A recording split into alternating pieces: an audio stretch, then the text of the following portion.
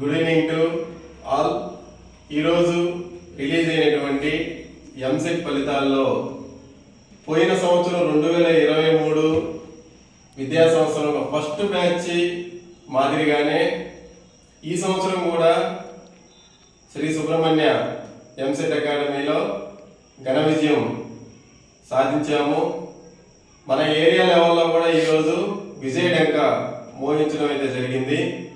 123 మంది విద్యార్థులకు కాను ఈ సంవత్సరము 114 మంది సీట్లు పొందడం జరిగింది, క్వాలిఫై అవ్వడం జరిగింది. ఈరోజు వారిలో మనకి మొదటి ర్యాంకు 3000లో మనకి రావడము చాలా సంతోషంగా భావిస్తున్నాము.